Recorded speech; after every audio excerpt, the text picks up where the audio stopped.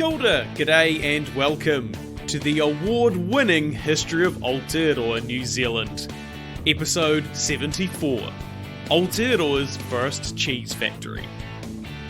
This podcast is supported by our amazing patrons. If you want to support Hans, go to patreon.com/history Aotearoa. That's right, Hans won an award at the inaugural New Zealand Podcast Awards. Specifically, we won bronze for Best Indie Podcast. We were up against some stiff competition, so to come away with something was fantastic. Huge thanks to everyone who has supported the podcast thus far. Hopefully, in the next few years, we might even snag a gold. Last time, we talked a bit about the steepest street in the world, Baldwin Street, located in Dunedin's northeast valley. Today, I'm going to talk about something that we discovered on our way out to Larnac Castle, which we didn't end up going to because it was too expensive, but this made the trip out there worth it. Larnac Castle isn't actually really a castle, or at least not a medieval one. It's probably more accurately described as a large manor built by a really rich guy, but it is one of the more famous tourist destinations on the Otago Peninsula. On the way there, we spotted a sign with a small stone plinth across the road. We only caught a glimpse of what it said, but it intrigued us enough to specifically try and find it on our way back to Dunedin proper. The sign was labelled, quote, "Site of NZ's First Cheese Factory," end quote. Being a cheese fiend myself, this was a great find. So, what is it all about? Cows were first brought to Aotearoa in 1814 by missionary Samuel Marsden as a way for the missionaries to have milk, meat, and of course, cheese. As more and more Europeans arrived in the hopes of owning their own land, particularly after the signing of Te Tiriti o Waitangi in 1840, dairy farming spread across the country with them.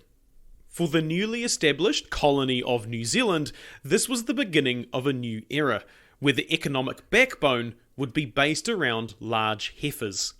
The industry quickly picked up steam, as in 1846 the first Kiwi cheese was exported to Sydney. By 1871 the industry was well underway, to the point where a Scottish farming couple by the name of John and Catherine Matheson, along with 7 of their neighbours, formed the first cooperative cheese factory in New Zealand, aptly named the Otago Peninsula Cheese Factory Company Limited. The quote-unquote factory itself wasn't like the huge complexes we know today. It was based out of a stone barn on the Mathesons' property, and wasn't designed to process all that much milk. The whole reason that the co-op had been formed was that the Mathesons and their mates had found that they had leftover milk that they didn't really know what to do with. So they decided to turn it into cheese for sale, sending it both locally to Dunedin and exporting it to Australia. In the first season, they produced 8 tons of cheese, which isn't really a lot, and it didn't net the group a whole lot of profit. The type of cheese they were likely making, and in fact the most popular type of cheese to produce at the time in New Zealand, was cheddar. This is because cheddar is a rather hard cheese that keeps well, meaning it's a good choice if you want to export it on ships that take weeks or months to sail around the world. However, the prosperity of the Mathesons' factory must not have been that bright, since a few years after the co-op was formed, John decided to pull out of the venture in 1874, saying, quote, "The notion seized him that sheep farming would pay better than dairying," end quote. The year after, the factory was shifted to a different site on the peninsula, presumably onto someone's property who was still in the co-op. While the co-op and its factory were the first of its kind in Aotearoa, they were quickly eclipsed by the purpose-built dairy factory in Edendale near Invercargill, where it still stands, though it's a bit more modern now. Edendale first produced cheese in 1882 and became the first factory in New Zealand to export 50 tonnes of cheese, a challenge set by the government to encourage export growth. As a reward, the factory earned a £500 grant, approximately $100,000 in today's money. Later, refrigerated shipping, mechanical milking machines, and milk powder were all major advancements in the dairy industry of the late 19th and early 20th centuries. Today, New Zealand's largest dairy cooperative is Fonterra, producing 82% of Aotearoa's milk solids in 2018. This makes it New Zealand's largest company, as well as being one of the largest producers of milk globally, with New Zealand as a whole being the 7th largest milk producer, producing 3% of the world's milk. Of course, most of this is exported with Fonterra, the company accounting for 30% of the entire world's dairy exports.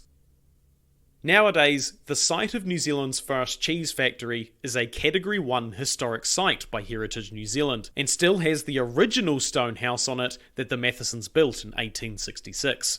Though, as far as I can tell, the barn that the cheese was made in no longer exists. As such, it's just a field. A field with a nice view and a nice house, but a field nonetheless. A very important field in Aotearoa's cheese-making history though, only marked by a blue sign against a blue sky and a small stone plinth. Easily missed if you don't watch out for it. And with that, I'm finished for 2021. I'm taking December off to catch up on some writing and research so that we can come screaming out the gate in 2022. For patrons, this means your payment for December will be paused to be resumed in January. Along with the Aotearoa Games episodes, there'll be more on Dunedin next year, as I've managed to acquire a rather rare book on the history of the Speight's Brewery. From there, we'll continue on to Māori medicine, maybe some religion, and finish it off with warfare. Once again, thank you so much to all the people that support Hans on Patreon. It has been another wild year, so your continued support is hugely appreciated. If you want to get in touch with me over December, I'll still be answering emails through historyaotearoa.com, as well as showing pictures on Instagram and giving hot takes on Twitter. I hope all of you have a safe and fun holiday season. Haere tu watu, hoki tu mai. Merikere mete, and I'll see you in January 2022.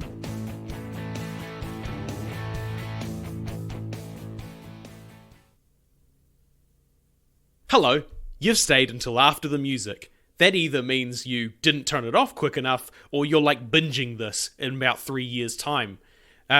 Regardless of why you're here, at the end of every year, we just rattle off all the names of the patrons, just as a bit of an appreciation thing, because you guys are awesome, you give me money to do this, so at least once a year I like to rattle each one off, just so you know that I appreciate yous. So here we go, as fast as I possibly can.